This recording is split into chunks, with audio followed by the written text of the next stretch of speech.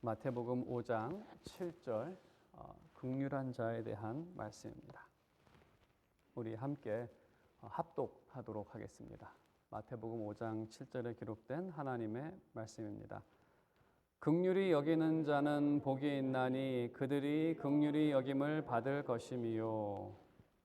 아멘. 제가 이 말씀을 준비하면서 가장 많이 인용하는 책은 이엔 두굿이라는 교수님이고 좀 훌륭한 설교가인 그분의 참 뛰어난 인사이트를 갖고 계십니다. 저의 과거 저의 교수님이기도 하셨죠.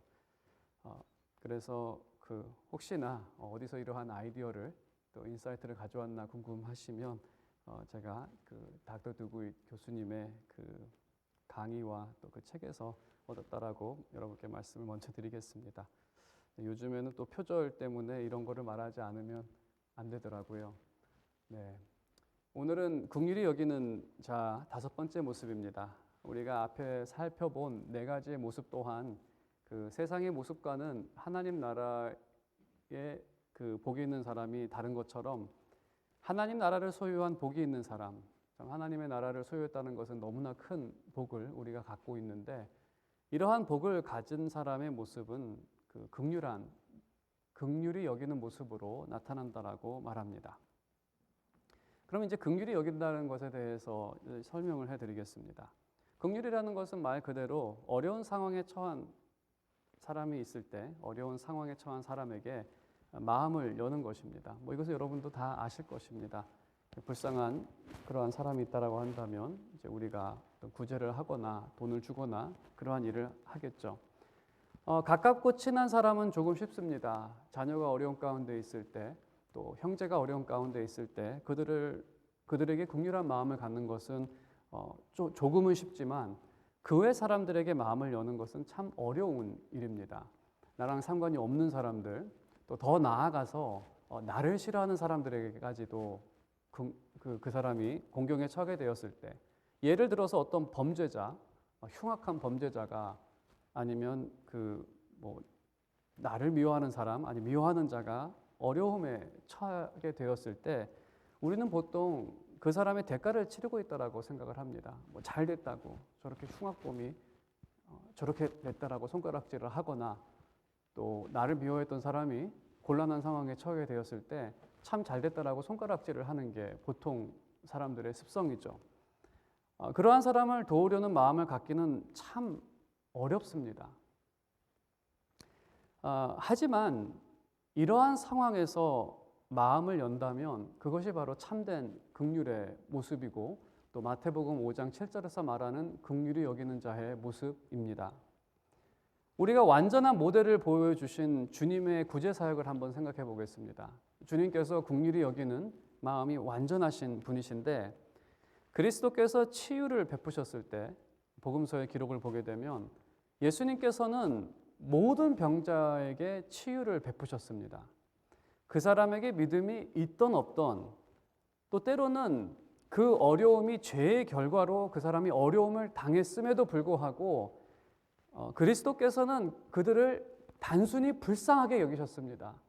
그들의 믿음의 여부와 상관이 없이 그들이 죄인이냐 죄인이 아니냐의 여부도 상관없이 일단 불쌍하기 때문에 도와주신 겁니다. 예수님께서 고난을 당하셨을 때에도 핍박하고 십자가에 못 박았던 사람들을 용서하셨고 그 용서는 주님께서 하나님께 용서를 구하는 모습으로 나타납니다.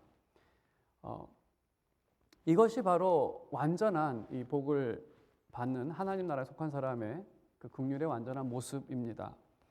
우리가 구원을 얻은 이유를 생각해 본다면 바로 그 긍휼 때문에 우리가 구원을 얻게 된 것입니다.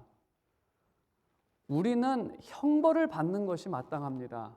만일에 우리가 하나님의 저주 아래에서 괴로움과 고통과 형벌을 당한다 해도 그거는 공의로운 것이고 마땅히 받아야 되는 것이 마땅히 받아야 할 대가입니다. 하지만 그러한 우리를 주님께서는 긍휼히 여기셔서 우리에게 구원을 베풀어 주셨습니다. 이것이 우리에게 임한 사실이죠. 만일에 그리스도께서 이러한 긍휼히 여기는 마음이 없으셨다라고 한다면 우리는 구원을 받을 수가 없습니다. 그래서 그리스도의 은혜는, 그리스도께서 우리에게 이러한 긍휼을 베푸셨다라는 그 사실을 기억하고 이것이 우리에게 은혜가 된다면 우리는 이 은혜를 통해서 긍휼을 베풀 수 있는 능력을 제공받습니다. 긍휼한 자는 불쌍한 자를 돕는 마음과 용서하는 마음이 발생한다는 것이죠. 우리가 용서받은 것을 알게 될 때 용서하는 마음이 생기고 또 하나님께서 우리를 불쌍히 여기셨다라는 그 은혜는 다른 사람을 불쌍히 여기는 마음으로 이어집니다. 그래서 참된 긍휼의 첫 번째 모습은 그 사람과 나의 관계나 여부와 상관없이 상대방이 어려운 가운데 처하게 되었을 때 그들에게 긍휼의 마음을 베푸는 것, 그것이 참된 긍휼의 첫 번째 모습입니다. 참된 긍휼은 이러한 부드러운 마음만 있는 것은 아닙니다. 두 번째 모습은 단호함도 있습니다. 바른 단호함인데 왜 단호함과 긍휼이 연결되는지에 대해서 이제 설명해 드리겠습니다. 때로는 교회가 구제를 베풀고 긍휼을 베풀 때 이러한 구제와 긍휼을 악용하는 사람들이 있습니다. 이 말의 의미는 충분히 본인이 일해서 먹고 살 수가 있는데 교회가 가난하다고 제공을 해주면 계속해서 그것을 이제 받아 먹으면서 게을러지면서 본인이 일을 할 수 있음에도 불구하고 그냥 게을러져서 이제 안 하는 그러한 결과가 발생할 수가 있습니다. 게으름을 피우는 경우가 발생하기도 하고 또한 교회에서 또 이러한 경우도 있습니다. 교회가 인내하며 용서하고 죄를 덮어주는 것을 그러니까 주님께서 교회를 통해서 하시는 것이죠. 이러한 것을 은혜를 은혜로 생각하지 않고 그 은혜를 무시하고 가볍게 여기는 사람도 있습니다. 그래서 내가 교회에 대해서 함부로 말을 하고 교회 물건을 함부로 한다든지 교회 것을 재정을 함부로 해도 어차피 교회는 용서를 해야 하는 그러한 기관이니까 아무렇게나 해도 된다라는 그러한 인식을 하는 사람들이 있죠. 교회를 함부로 말하는 것. 결국 그거는 주님의 이름을 모독하는 것입니다. 왜냐하면 주님께서는 교회에 자신의 이름을 두신 것이죠. 이러한 모습의 공통점은 죄를 가볍게 생각한다는 겁니다. 죄를 가볍게 생각해서 게으름의 문제 예를 들면 하나님께서 그 사람에게 주신 시간과 재능이 있을 것입니다. 그리고 그 시간과 재능은 하나님을 위해 사용해야 합니다.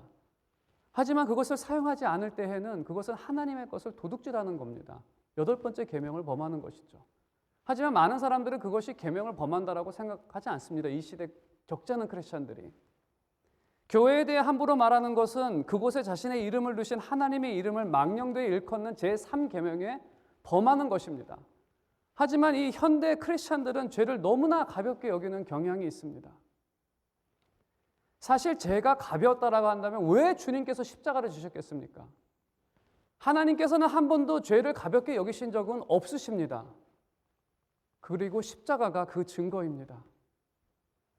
단지 그 한없는 하나님의 은혜가 큰 죄값을 치르셨기 때문에 우리가 값없이 죄사함을 받은 것이지, 값없이 죄사함을 받았다고 해서 그 죄사함이 아무런 값이 치러지지 않은 것이 아니라 예수 그리스도께서 십자가에서 자신의 목숨을 내어놓은, 그래서 우리는 죄를 가볍게 여길 수 없는, 사실 참된 믿음을 가진 사람들은 이러한 사실을 알기 때문에 죄를 가볍게 여길 수가 없습니다. 만일에 죄를 가볍게 여긴다면 그 사람은 자신의 구원을 다시 한번 생각해 봐야겠죠. 어떻게 그리스도께서 그 사람의 죄를 위해서 십자가에서 저 혹독한 일을 당하셨는데 그 은혜를 아는 사람이, 그런 하나님의 사랑을 아는 사람이 어떻게 죄를 가볍게 여길 수 있겠습니까? 만일 죄를 가볍게 여긴다면 그것은 하나님의 인내, 그분에 대한 인내와 여전히 그분을 사랑하시는 그 사랑을 무시하는 일이고, 끝까지 회개하지 않고 십자가를 붙잡지 않는 범죄자는 하나님의 진노 아래 살다가 재림의 날 그리스도 앞에서 심판을 면할 수는 없습니다. 한 영혼이 이 땅에서도 축복을 받지 못하고 저주 아래 살다가 마지막 날 그 영혼이 어떻게 될지 모르는 그러한 상황에 그냥 내버려 둔다면 그거를 사랑이라고 말할 수 있습니까? 자녀가 저렇게 살면 게으름 피고 그렇게 살면 나중에 어떻게 된다는, 어떻게 인생이 될 거라는 것을 아는 부모가 아무것도 안 하고 방치하는 거를 그걸 사랑이라고 말할 수 있습니까? 그건 아니지 않습니까? 그게 긍휼입니까? 그냥 나중에 주님 앞에서 어떻게 되나 보자 뭐 이렇게 내버려 두는 게 그거는 긍휼은 아니죠. 무관심은 사랑은 아닐 겁니다. 너 한번 주님 앞에 당해봐라. 내버려 두는 거 그게 과연 사랑일까요? 정말 그들을 긍휼히 여긴다면, 주변의 불신자들을 긍휼히 여긴다면 그들에게 가르쳐야 하고 그들의 마음이 변화되어 참된 이 믿음을 얻을 수 있도록 기도해야 하고 때로는 경고해야 하는, 그것이 정말 세상을 사랑하는 그런 긍휼한 마음을 가진 사람의 모습이죠. 죄의 문제를 십자가 없이 무조건 덮는다면 그건 진정한 사랑은 아닙니다. 방종하고 어리석은 자로 만들어 그리스도 심판 앞에 형벌을 당하게 만드는 것, 그것은 참된 긍휼이라고 말할 수 없습니다. 하지만 현대 사회는 다른 사람과 불편한 관계를 만들고 싶어 하지 않습니다. 괜히 그 사람과 불편한 관계 만들어서 뭐가 좋은 일 있다고, 좋은 게 좋다고 그냥 넘어가는 것, 그것은 사실 자기를 사랑하기 때문에 하는 것이지 상대방을 사랑하기 때문에 하는 것은 아니겠죠. 내가 편하자고, 나는 별로 그 사람하고 나쁜 관계 맺고 싶지 않으니까는 그냥 하나님께서 그분 알아서 변화시키겠지라는,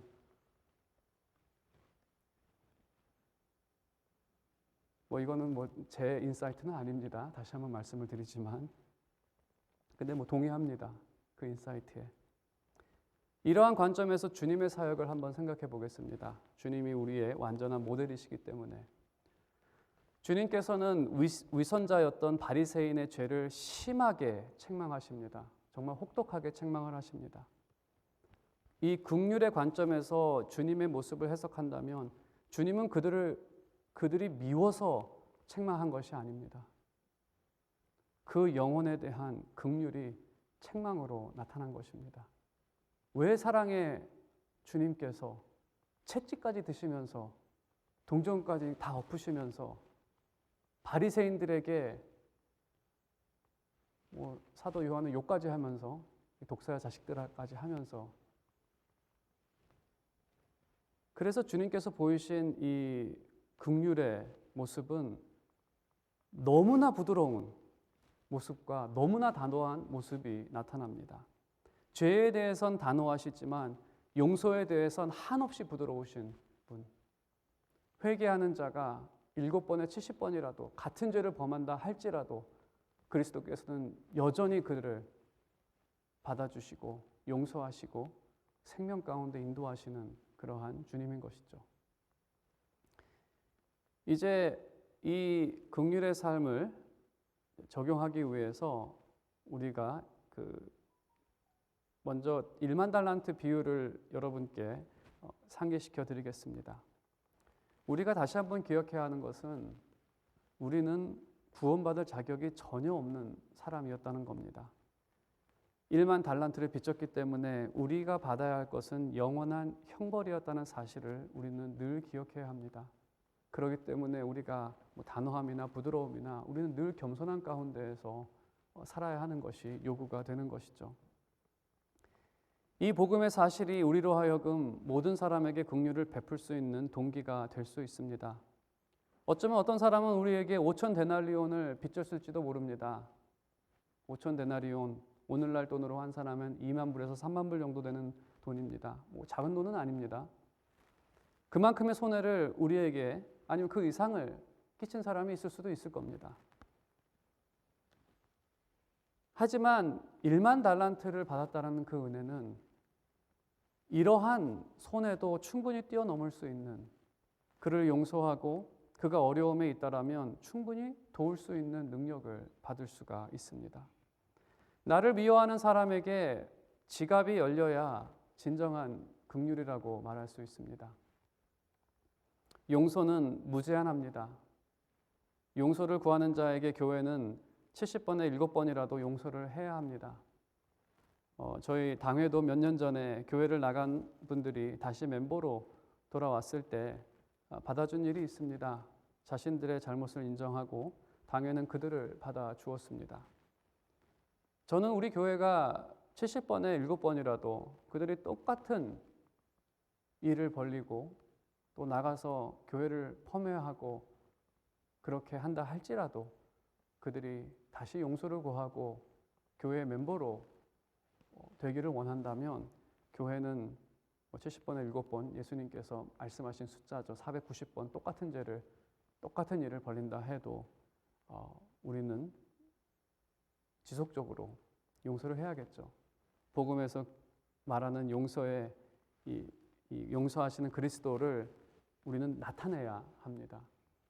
우리가 전하는 복음은 단순히 입술로만 전하는 것이 아니라 그리스도의 용서는 우리가 삶을 통해서도 보여야 한다는 것을 보여야겠죠. 마지막으로 긍휼을 베푼 사람들이 얻게 되는 축복은 그 뒷부분에 있는 것처럼 그들이 긍휼히 여김을 받을 것입니다. 당연히 이러한 사람들은 마지막에 천국을 소유하게 될 것입니다. 하나님 앞에 늘 긍휼함을 얻으며 용서함을 받고 축복 가운데 살아갑니다. 하지만 이 땅에서도 더 큰 긍휼의 은혜를 맛보며 살아갈 수 있습니다. 요즘에 제가 제 이야기를 조금 자유롭게 여러분께 말할 수 있을 것 같습니다. 이제는 더 이상 이게 자랑 정도는 될 만한 일은 아니기 때문에 아니라고 여겨지기 때문에 한 가지 노예에서 있었던 일을 말씀드리겠습니다. 다른 분들한테는 그렇게 말씀드리는 일은 아니었는데 그 노예에서 그 목사의 가르침에 대해서 이제 이단이나 오류나 또 목사가 범죄를 저지르게 됐을 때 조사를 먼저 시작을 합니다. 그 다음에 이제 권징을 하게 되는데 제가 그 노회에 있으면서 조사를 이제 3번이나 하게 됐습니다. 그것도 3번 다 조사위원장으로 그 일을 이제 맡아서 하게 되었는데 이 권징을 다루는 일은 조사하는 저도 조사를 받는 사람도 무척 어려운 일입니다. 관계가 그렇게 좋아질 수는 없죠. 아무튼 하지만 주님께서 말씀을 통해 요구하신 것이고 범죄한 목사를 그냥 풀어주는 것도 그것은 복음에 어긋난 일이기 때문에 그래서 주님을 교회의 머리로 우리는 다 고백합니다. 그리고 주님을 왕으로 우리는 믿습니다. 그렇기 때문에 겸손히 순종하는 것이 요구됩니다. 그 상황이 껄끄럽고 때로는 어떤 사람과의 관계를 참 쉽지 않은 그러한 관계로 빠질 수밖에 없는 상황 가운데에서도 주님께서 하신 요구이기 때문에 겸손히 순종을 해야 합니다. 아무튼 조사를 받는 목사님은 저를 미워할 수밖에 없을 것 같습니다. 제가 조사를 해야 되기 때문에 당신이 이러한 범죄를 저질렀고 이것은 잘못된 일이고 라는 것을 지적을 해야 되기 때문에 그러한 거죠. 저도 자격은 없습니다. 단순히 그리스도의 그것을 한 거죠. 제가 너무 이 조사에 대해서 말씀을 많이 드렸는데 아무튼 제가 조사받는 입장이라도 쉽지는 않을 것입니다. 조사하시는 분을 그렇게 존경하는 것을 저를 미워할 수밖에는 없겠죠. 아무튼 그 목사님과 관계는 좋지 않았습니다. 왜냐하면 그분이 2번이나 이 고소를 받아가 제가 2번이나 같은 분을 조사를 했기 때문에 얼마나 그분이 저를 그렇게 좋지 않게 생각을 했겠습니까? 근데 그 목사님이 하루는 비자 문제 때문에 한국으로 쫓겨나야 될 상황에 처하게 됩니다. 어려운 상황에 처한 거죠. 당장 변호사를 고용해서 법원에 가서 이걸 어필을 해서 이 디시전을 좀 리버스 해야 되는 그러한 상황에 처해 있었습니다. 4,000불이 필요한 상황이었죠. 당시 그 목사님의 첫째 아들이 고등학생이었습니다. 나를 미워하는 분? 하지만 참 공경에 처해 있는 그 목사님. 근데 저 마음에 측은한 마음이 드는 거죠. 저 고등학생이 한국을 가면 이제 어떻게 될 건, 뭐 군대 문제라든지 뭐 모든 문제들이 지금 다 엮여 있기 때문에. 그래서 측은한 마음에 긍휼을 베풀었습니다. 제가 많은 돈을 갖고 있지는 않았지만 제가 갖고 있는 그 세이빙한 돈 3,500불을 그분 모르게 노예를 통해 전달을 했습니다. 그리고 재판을 위해서도 기도했죠. 이 돈이 그냥 헛된 돈이 되지 않도록, 그래도 이게 결정이 뒤바뀌어져서 이분이 미국에 남아있을 수 있고 나중에 영주권을 받을 수 있도록. 그분은 다행히 구제를 받고 영주까지 받게 되었습니다. 그분은 여전히 저를 미워합니다. 저를 원망합니다. 하지만 저에게는 그리스도의 놀라운 긍휼을 경험하게 되었습니다. 3,500불이라는 돈은 제가 유럽 여행을 가기 위해서 모아둔 돈이었습니다. 참 아까운 돈이죠. 제가 뭐 넉넉한 그러한 사정이 있는 사람도 아니고. 근데 제가 그 사실을 다시 한번 기억하게 되었을 때 그 3,500불이라는 돈을 내 자녀를 위해서 쓴 것도 아니라 나를 미워하는 그 사람에게 사용한 것이, 제가 복음을 묵상하면서 그리스도에 대해서 생각을 하게 된 것이죠. 그리스도께서는 어떻게 원수된 나에게 3,500불이 아니라 하늘의 영광을 다 버리시고 자신의 물과 피를 다 쏟으셔서 나를 사랑하시고 긍휼을 베푸시고 이 놀라운 일을 이루실 수가 있었을까? 나에게는 이 돈도 너무나 아까워 죽겠는데 어떻게 성부 하나님께서는 자신의 독생자를 보내셨고 예수 그리스도께서는 어떻게 그렇게 놀라운 일을 이룰 수가 있었을까? 그 사실을 기억한 후에는 사실 이게 자랑할 거리가 되지가 않는, 하나님께서 베푸신 은혜를 생각하면 제가 한 일은 자랑할 일도 되지 않고 오히려 하나님에 대한 그 은혜에 대한 감사, 그 놀라운 일을 나를 위해서 이루신 그 하나님에 대한 찬양이 나오게 되는 것이죠.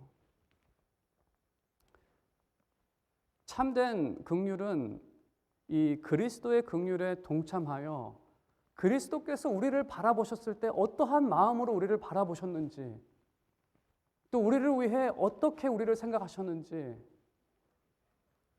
나를 미워하고 핍박하고 십자가에 매달은 그 사람들을 향한 예수 그리스도의 마음이 당연히 우리는 평생을 가도 이해는 못할 겁니다.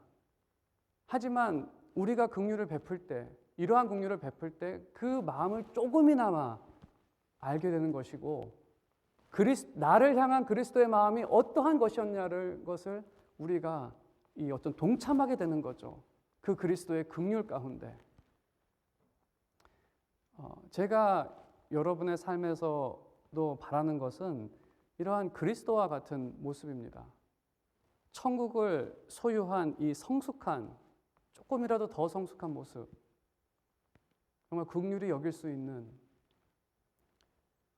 진정으로 이 한인 장로교회가 이러한 이 천국을 소유한 성숙한 분들이 정말 가득 차서 여러분의 관계 가운데에서 늘 서로 긍휼히 여기는 마음이 있고, 늘 용서할 수 있고, 또 막연히 죄를 덮는 것이 아니라 때로는 우리는 경고를 해야 할 때도 있고, 진정으로 그들을 사랑한다면 정말 그 영혼을 위해서, 나를 위해서가 아니라 그 영혼을 위해서, 또 하나님의 영광과 하나님의 나라를 위해서 우리가 어떻게 사는 것이 지혜로운 것인지, 때로는 우리가 많은 지혜가 부족합니다.